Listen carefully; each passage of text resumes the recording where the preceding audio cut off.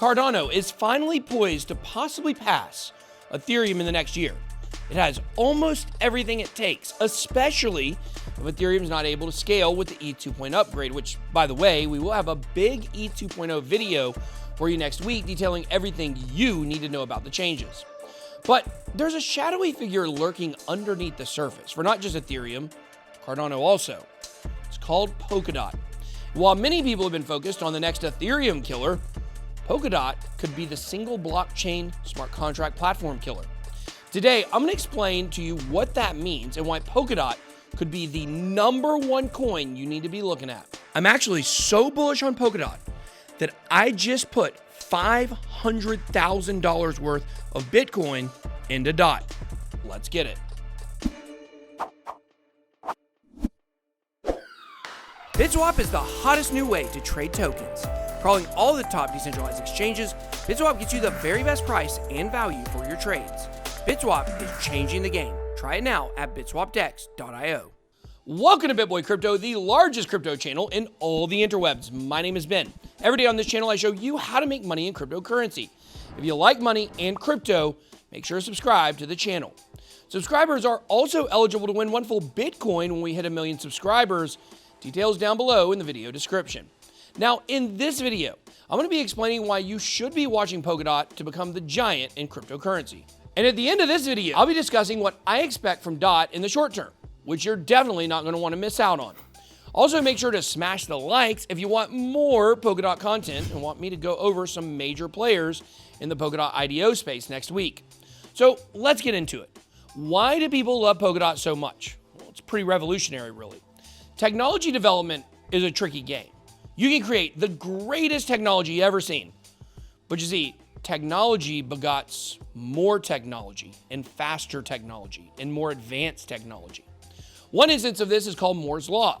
It refers to the phenomenon in technology and computer science where basically the capabilities of technology double every 2 years while the cost to produce it decreases by half every 2 years. Pretty insane, really. But it isn't just with computers. We see it with calculators, cars, phones, and everything in between. Of course, all of those use computing power, but you get the point. When Ethereum debuted as a decentralized blockchain platform, the power of smart contracts, it was also quite revolutionary. No one had ever done this before. Brand new technology. Immediately, applications of this technology were imagined, and suddenly the thought of a utopian decentralized internet sprung up. Now, that's one of the biggest things that truly attracted me to Ethereum in the first place. But quickly after its creation, even some co-founders of Ethereum began having doubts. They had created a Frankenstein monster, but once it became alive, they realized there were several things wrong with it. One of these co-founders is Dr. Gavin Wood, a man so brave, he wears sunglasses on the top of his head during a TED Talk. But he set out to conceive a better technology than Ethereum. But he also understood that Ethereum is going to be a massive player in this space for a long time. So not only did he create a new technology called Polkadot, he also created it to be backwards compatible with Ethereum, something that could end up being the sole force to drive Polkadot to the top. For someone fully invested in Ethereum and Cardano, I believe the most concerning thing for Ethan Ada is the structure of Polkadot itself. If you think of Ethereum and Cardano as standalone interstate highways, Polkadot is basically the Spaghetti Junction here in Atlanta. It's the entire interstate road system connected. It's a multi-chain network that's all interoperable. If you're on I-75, you can go one specific route from Canada all the way down to Miami, Florida. There are a lot of things you can do and a lot of places you can stop. But you can't stop by the Statue of Liberty. You also can't stop by the Golden Gate Bridge, even when those states finally do open. But with the entire interstate system, you can get to any major destination in America. And that's the power Polkadot represents. Many people are starting to believe that the multi-chain ecosystems are the future. And this works by something called parachains. This actually shows the full structure of Polkadot in this diagram. You have a relay chain operated by validators. Within that network themselves, there is a parachain and then collators. Now, I could completely bore you by telling you all the details of the tech, but it's not why you watch this channel. You want to know why this is important and how you can make money with it. Well, the best way to think about it is in terms of limits of potential. With Ethereum, there are limits for what can be done on its chain without having to create what we call layer 2 solutions, which we'll talk about more next week. But with Polkadot, everything's done on layer 1. It was designed like this. This means more potential reach and use for anything built on its network. And this could be enough to tempt many people and many businesses and many crypto projects to come on over to the dotted side of things. In fact, some say Polkadot DeFi is going to be the home of DeFi instead of Ethereum. Many of the problems that the Ethereum network has suffered, such as scalability and gas fees, are some of the strengths of Polkadot. They were actually the reason that it was built, those flaws. And no area will get as big of a boost in crypto other than DeFi by taking advantage of what Polkadot DeFi has to offer. This was detailed recently on a Cointelegraph article. Its fundamentals are strong, and it's practically solved the crypto market's central problem, cross-chain compatibility, which is the ability to transact across blockchains.